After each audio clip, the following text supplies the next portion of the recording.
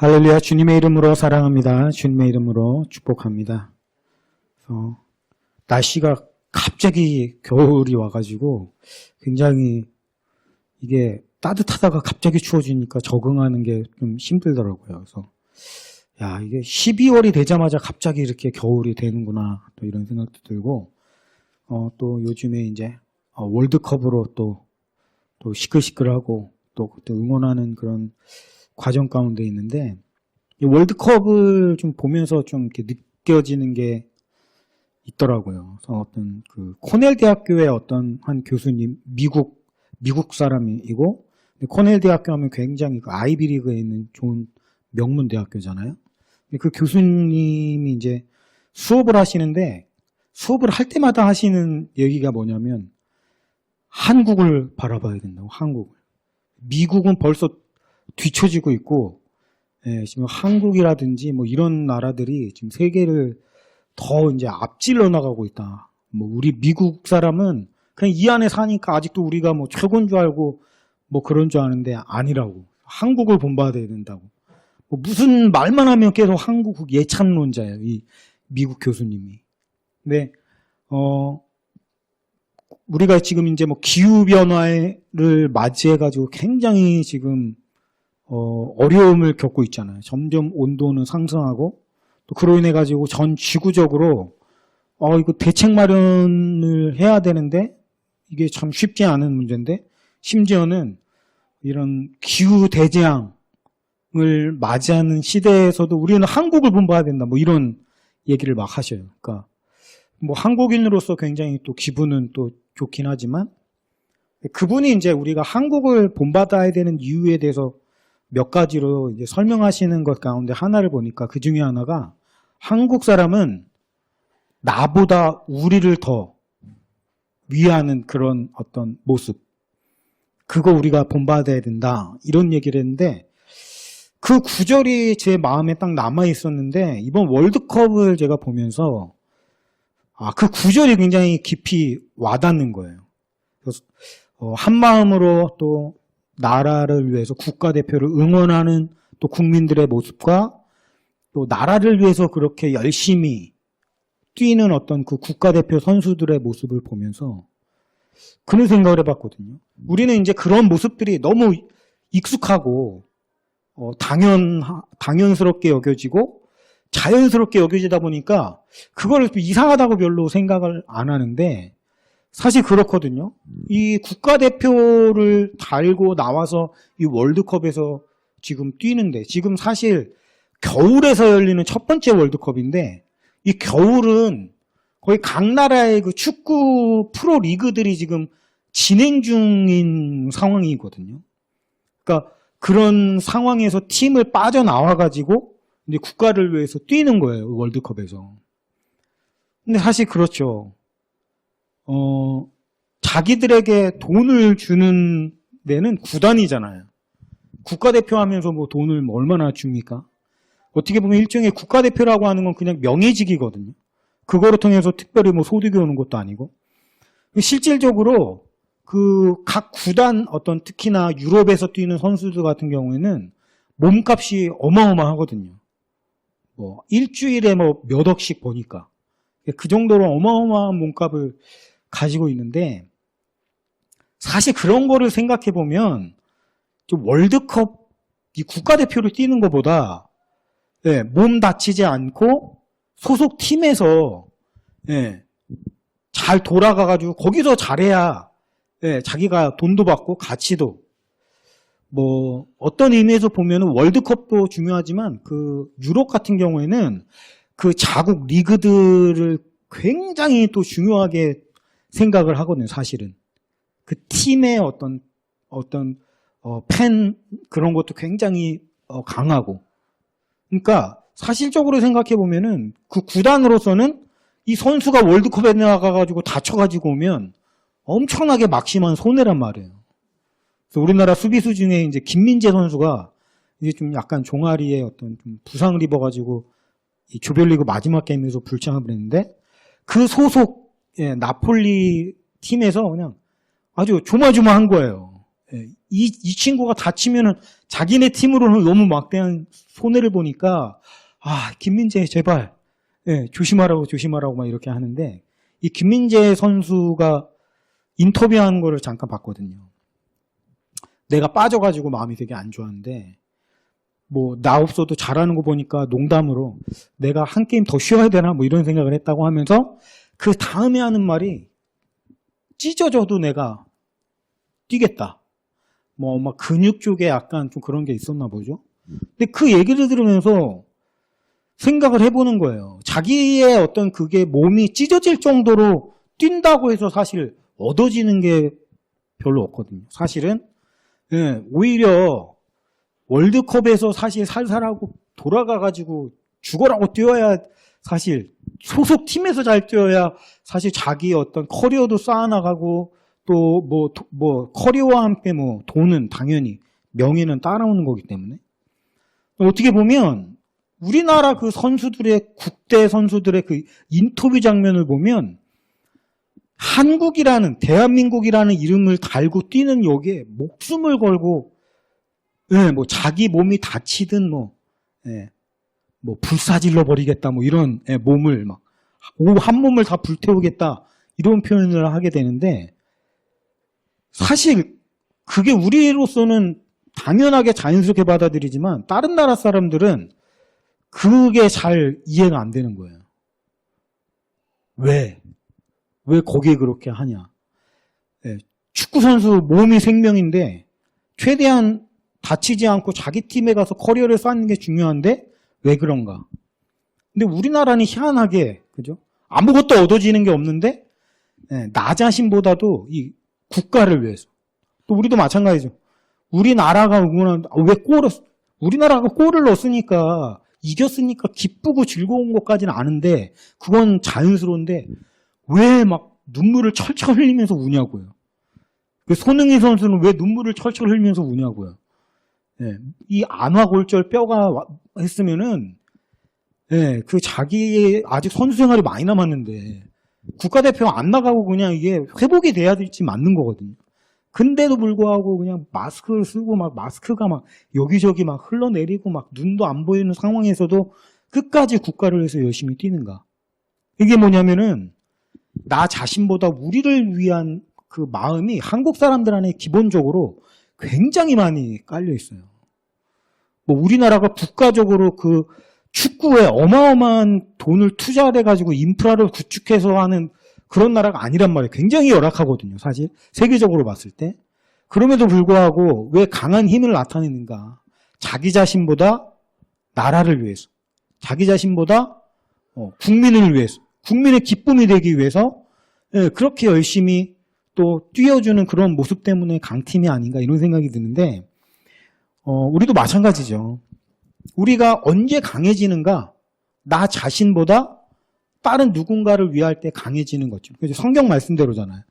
자기 목숨을 위해서 뛰면 그 가장 약해 빠진 모습이 될 수밖에 없고 자신의 목숨을 위하지 않고 목숨을 버리는 사람이야말로 가장 강한 사람이 된다라고 하는 게 성경 말씀인 것처럼 그래서 뭐 우리나라에 굉장히 귀한 희망이 있지 않나 이런 생각을 해요. 그래서 영적으로도 우리가 봤을 때 우리가 하나님 안에서 아주 좋은 자질들을 많이 갖춘 나라라는 그런 생각이 들더라고요.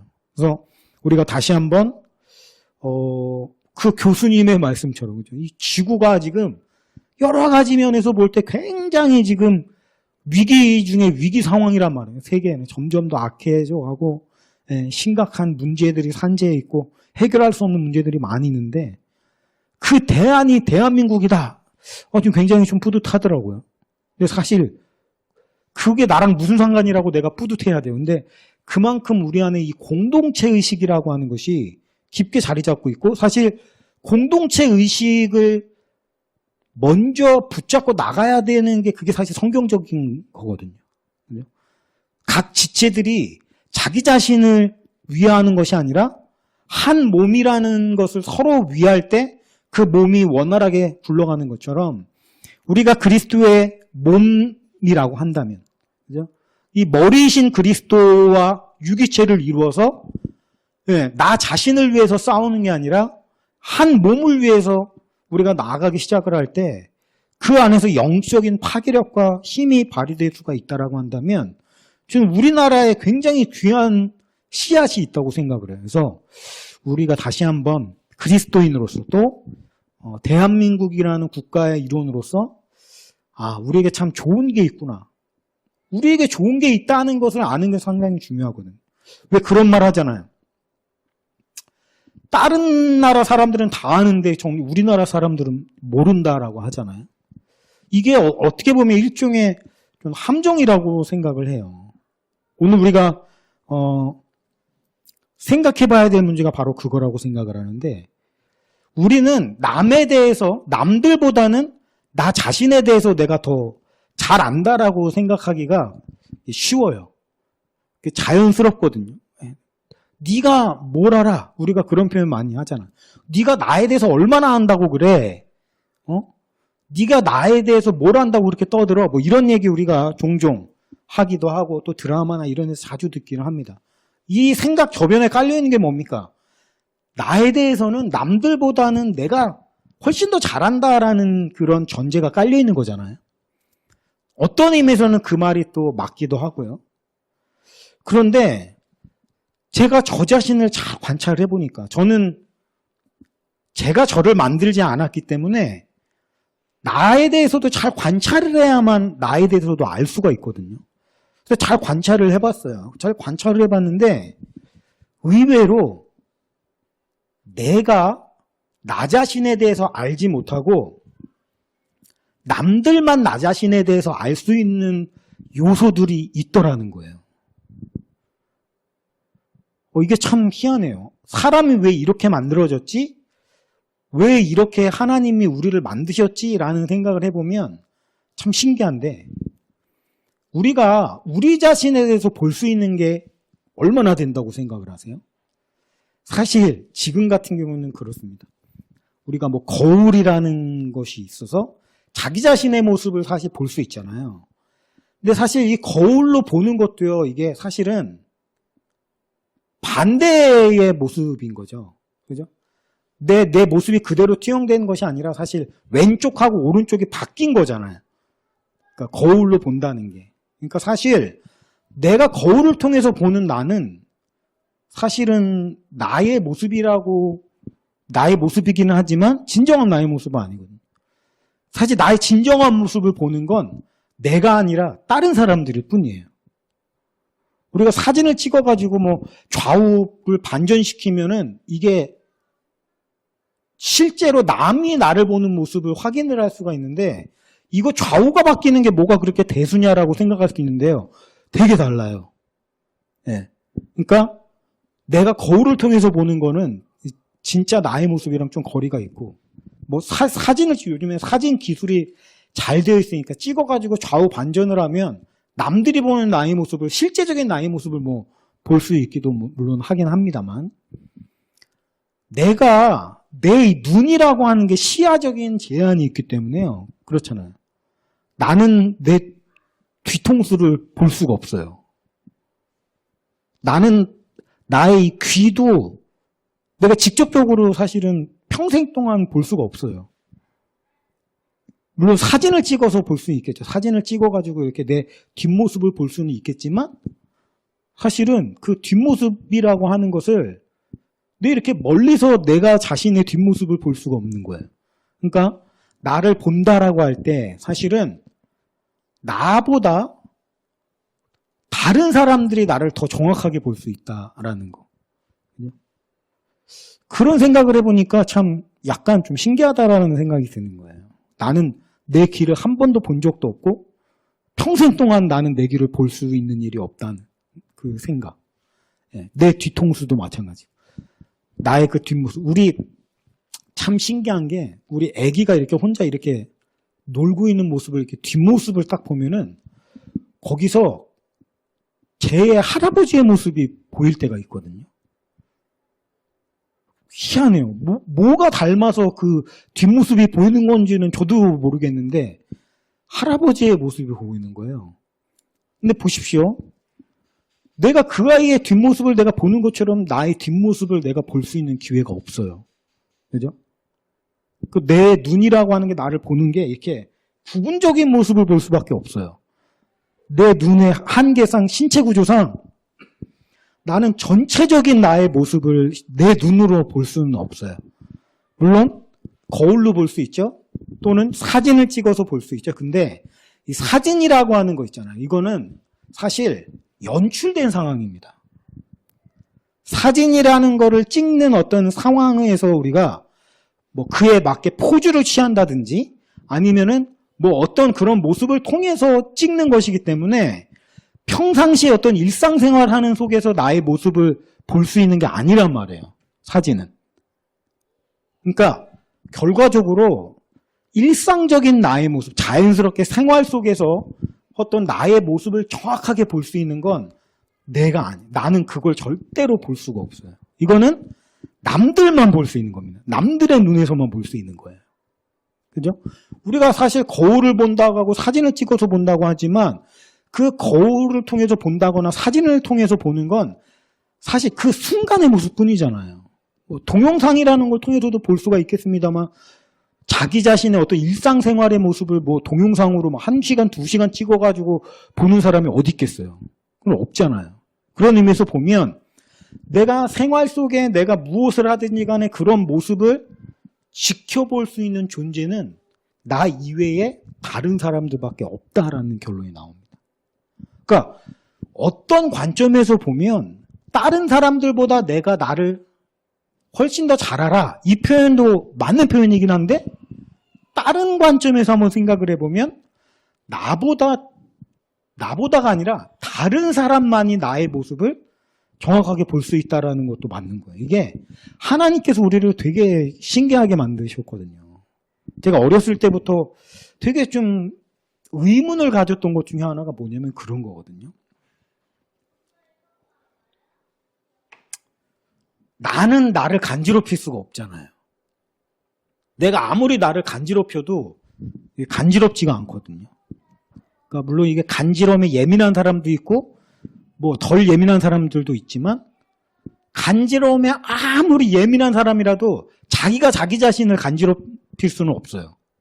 근데 이거는 다른 사람만이 나를 간지럽힐 수가 있거든요. 그러니까 저는 개인적으로 굉장히 좀 뭐랄까요, 자라는 과정에서 부모님으로부터 이렇게 스킨십을 많이 받지 못한 상태에서 자라서 그런지는 모르겠지만 저는 이제 누군가 나를 이렇게 만져줄 때 그걸 사랑으로 느끼는 경향이 굉장히 많이 있거든요. 스킨십을 통해서. 누군가가 나를 스킨십 해줄 때 나 사랑받는다라는 느낌을 받아요. 각자가 사랑받는다는 느낌을 받는 게 다른데 저 같은 경우는 그런데 제 자신이 저를 아무리 만져도 저는 좋지가 않거든요. 근데 누군가가 다른 사람이 만져주면은 되게 좋은 거예요. 왜 이렇게 만들어져 있을까? 그런 생각을 굉장히 많이 했거든요. 신기하다면 그건 당연한 거 아니야? 라고 생각하면 그럴 수도 있는데 사실 그래야 될 이유는 사실 없거든요. 왜 남이 만져줘야 좋고 내가 나를 만지는 건 하나도 안 좋냔 말이에요. 왜 우리는 그렇게 만들어져 있을까? 또 우리가 사람마다요 각자 그 자기 몸에서 나는 채취라는 게 있거든요. 각자 고유한 향. 이거는 샴푸나 비누 냄새 또는 향수 냄새 이런 거 다 빼고 그런 거 없이 그냥 오로지 사람의 그 몸에서 나는 그 자기만의 독특한 그런 향이 다 있단 말이에요. 근데 굉장히 특이한 것 중에 하나는 자기 자신은 절대로 자기 자신의 채취를 맡을 수가 없어요. 느낄 수가 없어요. 오직 이거는 다른 사람들만 느낄 수 있어요. 나에게서. 그러니까 우리가 뭐 안 씻어가지고 나는 무슨 그런 뭐 호레비 냄새 같은 거 이런 거 말고 그런 어떤 채취. 특히나 그 냄새 상대방의 어떤 그런 향기라고 하는 건 특히나 또 이성 간에 더 민감하게 느끼게 되고요. 그죠? 그러니까 이런 것들을 어떻게 보면 하나님이 의도하신 대로 그렇게 만드셨다라는 얘기가 되잖아요. 그러니까 그런 의미에서 볼 때 나는 나의 최치를 맡을 수가 없어요. 나의 체향, 내 몸에서 나는 향기를 나는 느낄 수 없어. 이거는 다른 사람들만 느낄 수 있는 거예요. 근데 그런 의미에서 점점 더 확장해 가다 보니까 그런 거예요. 내가 일상생활을 하다가 뭘 할 때 뭐 내가 열심히 일을 한다든지 아니면 땀 흘려가면서 무언가에 열중을 한다든지 집중을 한다든지 또는 뭐 내가 맡은 일에서 뭐 운동을 땀을 흘리면서 운동을 한다든지 아니면 뭐 어떤 일에서 몰두해가지고 내가 뭐를 한다든지 이런 어떤 상황, 일상생활 속에서 할 때 그 모습을 내가 볼 수가 없잖아요. 그죠? 그러니까 그런 상황에서 우리가 뭐 일종의 매력이라고 할까요? 그 사람의 매력이라고 하면 이 매력이라고 하면은 굉장히 좀 광범위한 표현이라고 저는 생각해요. 꼭 성적인 매력뿐만이 아니더라도 이성에게 어떤 성적으로 어필할 수 있는 그런 매력뿐만이 아니라 그 사람 안에 있는 어떤 인간적인 매력이라든지 이게 어떤 외모적인 것이 될 수도 있고 또는 그 사람의 어떤 내면적인 것이 될 수도 있고 그죠? 어떤 그 사람의 말투나 목소리 또는 뭐 표정 뭐 여러 가지 다 포함해가지고 이 매력이라고 하는 거는 굉장히 저는 광범위한 의미라고 생각을 하는데 똑같아요. 공통적으로. 어떤 사람의 매력은 다른 사람만이 느낄 수가 있지 자기 자신은 자기 자신의 매력을 스스로 느낄 수가 없다라는 거예요. 볼 수도 없고, 그죠? 내가 어떤 일에 열중하고 집중하고 있는 모습을 내가 볼 수가 있나요? 한 번도 볼 수가 없어요. 그 사진을 상황을 연출해서 뭐 사진으로 찍어서 보거나 그렇다고나 할 수 있겠지만 그런 연출된 상황 속에서는 그런 자연스러운 매력이 나타나지도 않을 뿐더러 서로 불가능하지만 그런 자신의 모습을 뭐 볼 수 있다고 하더라도 자기 자신의 매력은 자기 자신은 느낄 수가 없단 말이에요. 이거는 남들만이 느낄 수 있는 거예요. 저 사람 저렇게 집중하면서 뭔가에 빠져들어 있는 모습 되게 매력. 이거는 외모랑은 좀 또 다른. 물론 외모만으로 느껴지는 매력도 분명히 있습니다. 사람이라는 게 자연스럽게 뭐 잘생기고 예쁜 거를 더 이렇게 좋아하는 경향성이 있는 건 분명히 맞아요. 그렇지만 그렇다고 해서 외모적으로 좀 이렇게 좋지 않은 그런 상황에 있다고 그 사람이 매력이 없는 건 절대 아니거든요. 그죠? 네, 그러니까 이런 어떤 그런 상대방의 매력을 느끼는 포인트는 굉장히 뭐랄까 할까요? 구체적이기도 하고 한편으로는 전혀 뜬금없는 것이 될 수도 있고, 네, 일반적인 통상적인 개념이 아니란 말이에요. 그죠? 이 사람이 나에게서 이런 매력을 느끼는데 저 사람은 전혀 다른 데서 내 매력을 느끼기도 하고 이게 개인적으로 다 다른 어떤 그런 부분이고 결과적으로 그 부분은 나는 절대로 느낄 수 없는 거예요. 제가 지금 막 이런 것들을 장황하게 설명하는 이유가 뭐냐면 보세요. 나는 나에 대해서 잘한다라고 생각할 수 있지만 사실은 나에 대해서 절대로 알 수 없는 영역이 분명히 존재한다라는 것이고 그것은 남들만이 알 수 있는 것이고 근데 이거를요 남들이 나에게 이야기를 해주지 않으면 표현해주지 않으면 나는 그거를 알 수 있는 방도가 전혀 존재하지 않는다라는 거예요. 오늘 우리가 본문 말씀을 읽었습니다. 본문 말씀 오늘 다시 한번 보니까 무릇 더러운 말은 너희 입 밖에 내지도 말고 오직 덕을 세우는 데 소용되는 대로 선한 말을 하여 듣는 자들에게 은혜를 끼치게 하라. 우리가 그리스도인으로서 예수 그리스도를 주인으로 모시고 주님의 이름을 가지고 살아가는 우리가 어떻게 살아가야 할까? 실생활에서 어떻게 살아가야 하나 생각하면 좀 막연한 느낌이 들 때가 사실 많아요. 우리가 예수님을 닮아야 된다. 예수님을 따라 살아야 된다. 우리가 이런 말은 뭐 곧잘 하고 예수님의 뜻은 우리가 서로 사랑하는 것이지. 뭐 이렇게 개념적으로 많이 말을 합니다만 약간 뭐라고 할까요? 실질적으로 와닿기가 힘들다라고 할까요? 개념적으로는 알겠는데 그럼 구체적으로는 어떻게 살아야 된다는 거야. 이렇게 생각을 하면 좀 막연하게 느껴지기가 쉬운데 오늘 우리가 아주 실질적으로 예수님을 닮은 모습, 하나님을 닮은 모습으로 살아가는 모습이 어떤 것일까에 대해서 굉장히 중요한 한 가지를 살펴보려고 해요. 그건 뭐냐면 말이에요. 말. 굉장히 간단합니다. 뭐 예수님의 뜻대로 살아가고 하나님의 뜻대로 살아가는 거 뭐 그렇게 거창하고 복잡하고 뭔가 그죠? 내 목숨을 상대방을 위해서 던지고 뭔가 내가 도달할 수 없는 영역에 높이 있는 마치 예수님처럼 그죠? 나는 도저히 하지 못할 그 어떤 거를 해야 된다라는 의미라기보다 물론 그런 것도 예수님을 따라 사는 삶 중에 하나이지만 우리가 일상생활 속에서 당연하고도 너무 중요한 문제 그렇지만 별로 중요하게 생각하지 않는 문제 중에 하나가 뭐냐면 말이거든요. 말. 근데 성경은 말에 대해서 아주 중요한 의미를 부여합니다. 신약 성경에 보면 경건에 대해서 이제 얘기를 서신서에 보면 경건에 대한 이야기를 하는데 경건에 이르는 연습을 하라. 경건 훈련 이런 표현을 하거든요. 그러니까 경건을 그냥 이렇게 막 되는 게 아니라 그거는 자꾸 연습을 해야 되고 자꾸 훈련을 해야 되고 근데 경건 훈련이라고 한다면은 말씀, 뭐 기도 이렇게 돼 있지만 그 중에 가장 경건 훈련 중에서 우리가 생각하면은 그죠? 말씀이지 당연히 기도지 뭐 이건 우리가 당연히 떠올리기 쉬운데 경건 훈련에서 정말 가장 기본적으로 나오는 것 중에 하나가 뭐냐면 말이거든요. 말. 그러니까 성경은 그 정도로 이 말이라고 하는 걸 아주 중요하게 강조하고 있는데 사실 우리가 별로 이 말이라는 거에 대해서 그렇게 별로 대수롭지 않게 생각을 해요. 그래서 말을 쉽게 하고 그냥 내뱉고 성경에서 이 말에 대해서 강조하는 구절 제가 찾아보니까 엄청 많아요. 특히 잠언에 보면 또 많이 있고요. 그러니까 우리가 말만 잘해도 예수님의 제자답게 살아갈 수 있다라는 거예요. 말만 잘해도. 이 말을 가지고 선한 대로, 그죠?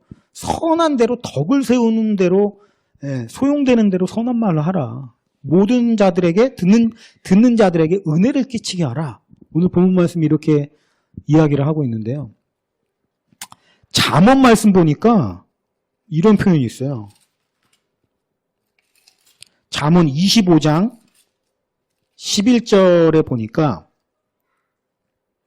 경우에 합당한 말은 아로새긴 은쟁반의 금사관이라. 잠언 18장 21절에 보니까 죽고 사는 것이 혀의 힘에 달렸나니 혀를 쓰기 좋아하는 자는 혀의 열매를 먹으리라. 죽고 사는 문제가 혀에 달려있다라고 얘기를 하잖아요. 자, 우리가 그렇다라고 하면 이 혀를 어떻게 쓰는 게 예수님의 뜻에 맞게 쓰는 거냐라는 거예요. 아까 우리가 이야기한 얘기들을 봅시다. 나라는 존재에 대해서 나는 전혀 나에 대해서 알 수 없는 그 영역들 있잖아요. 나는 전혀 느끼고 볼 수 없는 그 영역들. 이거는 오로지 남들만이 느낄 수 있는 영역들. 나의 어떤 매력. 일상생활 속에서 드러나는 나의 어떤 호감을 줄 수 있을 만한 어떤 그런 매력 이런 것들은 나 자신은 절대 느낄 수가 없고 알 수 없는 것들이잖아요. 그러면 나의 이런 매력 이런 것들을 내가 스스로 알기 위해서는 나의 이런 부분이 매력적이고 나 이런 부분은 되게 상대에게 호감을 주는구나. 이런 부분은 내 안에 되게 좋은 거구나. 내가 이걸 알려면 어떻게 해야 돼요? 간단합니다. 누군가가 그거에 대해서 느꼈을 때 바로 그 자리에서 얘기를 해주고 표현을 해줘야 알 수가 있어요. 그죠? 그렇잖아요. 아까도 말씀드렸던 것처럼 사진, 거울을 보는 거 이거는 굉장히 일시적인 모습이에요. 우리가 24시간 거울을 놓고 사는 게 아니기 때문에 사진도 마찬가지로 사진은 그 상황만 딱 연출된 상황이라고 했기 때문에 이건 자연스러운 모습이 아니라고 했잖아요. 그러니까 그런 일상적인 자연스러운 생활 속에서 드러나는 나 자신의 좋은 점, 상대방에게 좋게 느껴지게 하는 점은 상대방만 알 수 있는데 그 사람이 느끼고 그거에 대해서 아무 얘기도 안 하고 표현도 안 하고 그냥 있으면 나는 평생 동안 그걸 알 수가 있나요, 없나요? 없어요. 내가 그 정도로 괜찮은 사람이다. 상대방에게 좋은 인상을 주는 사람이다. 나는 꽤 썩 괜찮은 사람이다. 이런 걸 내가 알 도리가 전혀 없는 거예요. 왜? 내가 느낄 수는 없으니까요. 그러니까 간단합니다. 우리가 좋은 말, 선한 말로 그 사람에게 은혜를 끼치게 하라. 간단한 거예요. 내가 어떤 사람에 대해서 있어봤는데 이 사람 이 모습 되게 이런 이 모습은 되게 좋게 느껴지는데 그 말을 해줘야죠. 그 사람에게 말을 해줘야 돼. 이거는 의무예요. 의무. 오늘날 현대인들이 자기 자신에 가지고 있는 자기 자신에 대한 생각들을 한번 생각해 보면 부정적인 쪽이 강한가요? 긍정적인 경향이 강한가요? 굳이 제가 이걸 결론 내리지 않아도 다 알잖아요. 자기 자신에 대해서 부정적인 자화상을 갖고 있는 경우가 너무나도 많이 있단 말입니다. 여러 가지 이유가 있겠지만 그 중에 한 가지는 뭐냐면 그 사람은 전혀 느끼지 못하는 그 사람의 매력과 좋은 점을 느끼는데도 표현을 안 해주니까 몰라서 그러는 거예요. 그 사람이. 가족 간에도 마찬가지죠. 난 다른 아빠들을 딱 보다 우리 아빠 이런 거는 되게 좋은 것 같아요. 그리고 얘기를 해줘야지 알죠. 마찬가지죠. 우리 딸, 우리 아들, 나 이런 모습이 너무 좋아. 그냥 아들이라서, 그냥 딸이라서 무조건 나는 너를 사랑해. 그런 거 말고, 그런 틀에 박힌 말 말고 와닿겠어요, 그런 게? 자기 자신의 딸에, 자기 자녀에게서 정말 이런 부분 너무 예뻐, 너무 좋아. 이런 거 알면, 느껴지면 그때 바로바로 얘기를 해줘야지 알죠. 얘기를 안 해주면 그 사람은 평생 동안 모르는 거예요. 자기 안에 어떤 좋은 점이 있는지. 자기 자신 아무리 만져도 좋지 않은 것처럼 자기 자신을 아무리 간지럽혀도 간지럼이 않다는 것처럼 자기 자신의 어떤 좋은 매력과 좋은 어떤 그런 느낌은 이거는 자기 자신은 절대로 느낄 수가 없단 말입니다. 그러면 남이 말을 해줘야 알죠. 그러면 간단해요. 우리가 어떻게 예수님을 닮은 삶을 살 것인가? 거창한 거 없어요. 그냥 말만 잘해도 됩니다. 말만. 어떤 말을 할까요? 상대방에게서 그런 것들이 느껴질 때 바로바로 얘기를 해줘야 돼요. 바로바로 표현을 해줘야 돼요. 이런 거 너무 좋았어. 당신 이런 모습 할 때 되게 멋있던데? 되게 고맙던데? 이런 것들을 표현을 해주면 그 사람이 들어서 자꾸만 알게 되는 거죠. 근데 이게 뭐냐면 워낙 우리가 그런 걸 안 하다 보니까 느껴져도 이거를 입 밖으로 꺼낸다는 것 자체가 되게 어색하고 오그라들고 그런 표현하죠. 가족들한테 그러는 거 아니야. 이런 표현 우리가 하잖아요. 가족들이랑 스킨십 하는 거 아니야. 가족이랑 뭐 하는 거 아니야. 이런 식으로 어색하니까 안 해. 안 하면 어떻게 됩니까? 안 하면 모르는 거죠, 그냥. 이 사람이 나에서 어떻게 생각을 하는지, 나를 좋게 생각하는지, 안 좋게 생각하는지 내가 알아요? 모르죠. 표현할 때라고는, 상대방이 마음에 안 들어서 싸울 때만 표현을 하니까, 싸울 때 좋은 말이 나와요? 상대방의 안 좋은 점에 대한 얘기들이 자꾸 나올 거 아니에요. 그러니까, 좋은 점을 발견할 때는 민망하니까, 어색하니까 말 안 하고, 싸울 때는 내가 당장 열받으니까 막 쏟아내고, 이러면 내가 상대방에게 든 얘기는 항상 너는 이게 문제야, 너 이런 것 때문에 나 힘들어 죽겠어. 이런 얘기만 들으니까 그 사람이 어떻게 자존감이 강해질 수가 있고 자존감이 건강해질 수가 있겠어요.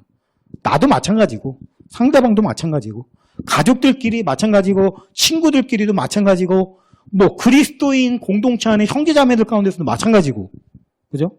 마찬가지잖아요. 우리의 입으로 우리가 해야 될 말은 상대방에게 느껴지는 좋은 점들을 무조건적으로 표현해야 된다는 거예요. 처음엔 어색해요. 오그라들고 입이 차마 안 떨어지고 민망하고 괜히 어색해지는 거 아니야 못하겠고 그래도 그걸 무릅쓰고 자꾸 해야 돼요. 저도 그랬거든요. 처음에 설교 영상을 올린다고 이거 이렇게 설교하면서 영상을 찍어가지고 그 모습을 내가 보는데 정말 눈빛이 왜 저 모양이지? 너무 싫은 거예요. 왜 저래? 너무 어색하고, 예, 내가 봐도 내가 어색하고, 좀 이상하고, 막 죽겠어, 이거. 하지 말아야 되나? 도저히 민망해가지고 볼 수가 없는데, 하지 말아야 되나? 뭐 이런 생각도 굉장히 많이 들고 그러는데, 이게 계속 하다 보니까 점점 자연스러워지는 거예요, 그게. 그러니까, 처음 할 때 어색하고, 민망하고, 부끄럽고, 오그라들고, 이런 거는 아주 자연스러운 현상이고요. 그럴 수밖에 없고, 근데 그거를 뚫고 지나가야지만이, 예, 이게 자연스러워지고 괜찮아지는 거예요. 우리가 자꾸 그런 얘기를 해야 됩니다. 우리의 입이 해야 될 일은 바로 다른 거 아닙니다. 없는 거 막 과장해서 칭찬해주고 그러란 얘기가 아니에요. 아주 사소한 거라도. 별거 아닌 거라 하더라도. 그냥 지나가지 마세요, 절대. 그런 거 생각나면 그 자리에서 바로바로 표현을 해줘야 된단 말이에요. 처음에 그 사람이 들었을 때, 뭐 그런 걸 얘기하면 서로 민망하게 하지만 속으로는 어떨까요? 그게 남는다니까요, 마음에. 내가 이런 모습 할 때는 사람들한테 좋게 느껴지는가 보다. 괜찮게 느껴지는가 보네? 이런 것들이 자꾸 대해질 때 서로 간의 자존감이, 그죠? 잊지 마십시오.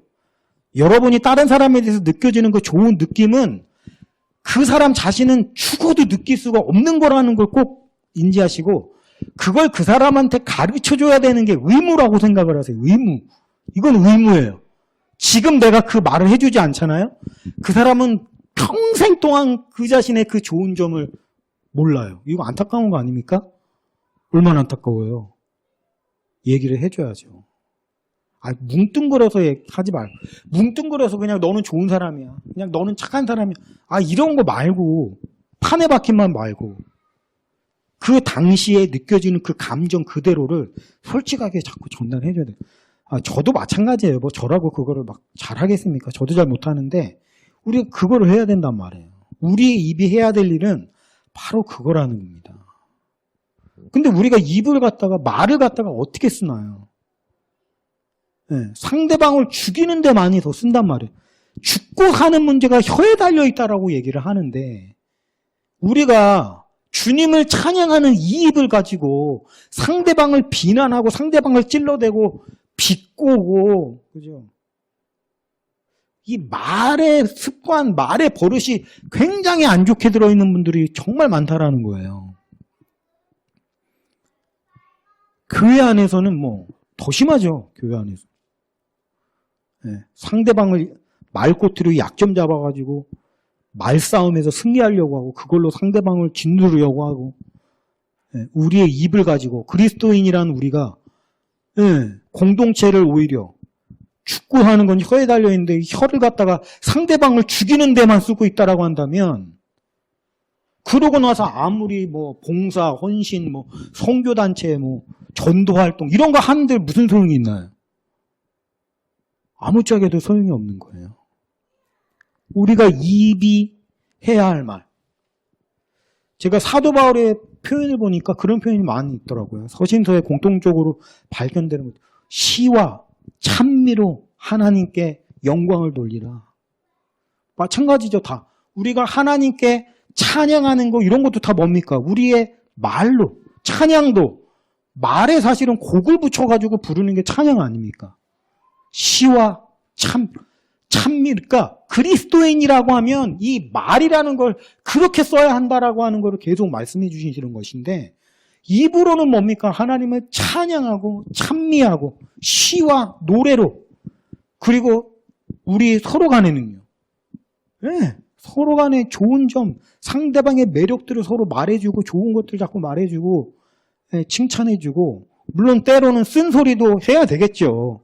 필요할 때는. 근데 그게 상대방의 약점을 들춰내거나, 그죠? 상대방을 비꼬거나 비난하거나 이런 쓴 것이 되어서는 안 되겠죠, 물론. 예. 때때로는 쓴 말이 필요할 때도 있겠지만, 할 수만 있다면 내가 느껴지는 그대로 이걸 자꾸 표현하는 습관을 우리가 저는 들여야 된다고 생각해요. 한국인에게 말하지 않는 게 미덕이다. 라는 그런 어떤 이게 많이 깔려 있거든요. 안 좋은 말을 하느니 차라리 말을 안 하는 게 좋긴 좋아요. 잠언에도 그런 표현이 있습니다. 예. 말을 많이 하는 사람은 실수를 하게 돼 있으니까 차라리 침묵을 하면 어리석음이 드러나지는 않고 지혜에 있는 사람인 것처럼 느껴지니까 차라리 침묵해라. 뭐 이런 말씀도 있고. 물론 맞아요. 안 좋은 말을 하느니 차라리 안 하는 게 훨씬 낫죠. 근데 우리는 그런 상황에서 머물러 있어서는 안 된다고 생각해요. 왜 말을 안 하고 있습니까? 좋은 말을 하면 되죠. 좋은 말, 상대방을 기분 좋게 하는 말, 그리고 상대방은 저 사람은 스스로 절대 느낄 수 없고 알 수 없는 거를 내가 자꾸 저는 이게 진짜 중요한 능력이라고 생각하거든요. 다른 사람들이 찾아내주지 못하는 그 사람의 좋은 점을 발견하고 찾아내줄 수 있는 능력. 이게 엄청나게 좋은 능력이라고 생각을 하거든요. 우리가 왜 그걸 못합니까? 해야죠. 그렇다라고 한다면 그건 다른 사람들에게 관심을 가져야만 그건 다 가능한 거죠. 나 자신만의 세계에 몰두해 있는 사람이 상대방에게서 좋은 점을 찾아낼 수가 있겠어요? 없죠. 우리가 지금 우리의 입으로 저는 그렇게 했으면 좋겠어요. 이런 좀 사명감을 가졌어요. 그게 다른 게 사명이 아니라 저는 그게 사명이라고 생각을 하거든요. 그 사람은 절대 느낄 수도 알 수도 없는 그거를 내가 찾아내서 발견해서 전달해 주는 거. 사명이야. 지금 내가 느낀 거를 내가 표현해 주지 않으면 저 사람은 평생 동안 그 부분에 대한 자신의 매력을 알 수가 없는 채로 살다가 죽을 수밖에 없어. 이런 어떤 개념을 막 가지고 약간 좀 사명감을 가지고 좀 발견하고 표현해주고 얘기해주고 자꾸 그렇게 됐으면 좋겠어요. 그러면 얼마나 우리가 관계가 밝아지고 관계 안에 하나님의 성령의 기름 부으심이 넘쳐 흐르고 그냥 형제와 아름답게 연합하는 것이 얼마나 아름다운 거 아론의 수염에 기름이 흐르는 뭐 이런 게 되겠습니까? 그죠? 그렇게 됐으면 좋겠어요. 어디부터요? 우리 가정에서부터. 우리 가정에서부터. 꼭 우리가 말도 또 중요합니다만 말만 중요한 것이 아니라 말투라든지 표정이라든지 이런 거 다 똑같은 거거든요. 마찬가지거든요. 이게 다 마찬가지예요. 내 표정을 내가 볼 수가 없잖아요. 내가 알 수가 없잖아요. 그러니까 우리가 그런 표정이나 말투 같은 것도 자꾸 거울 보고 연습하고. 내가 남편한테 또는 자녀한테 말을 할 때 이런 표정으로 말을 하는구나.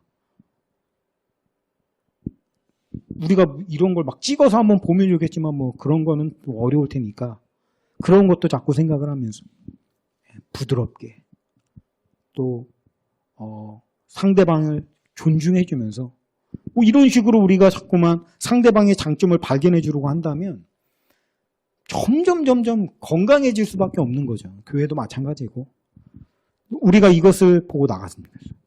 하나님의 자녀로서 예수님의 제자로서 우리가 실체적으로 구체적으로 어떻게 살아야 되지? 여러 가지가 있겠지만 그 중에 한 가지 우리의 입이 해야 할 말, 우리의 입이 표현해야 할 말 이런 것들을 잘 표현해서 상대방을 은혜를 끼치게 하라. 은혜를 끼치게. 선한 말로, 좋은 말로 덕을 세우고 우리가 이런 어떤 하나님의 뜻대로 해서 상대방을 세워줄 수 있는 최대한 상대방의 매력을 많이 발견해서 가르쳐줄 수 있는 그런 저와 여러분이 되시기를 주님의 이름으로 축원하면서 말씀을 마치겠습니다.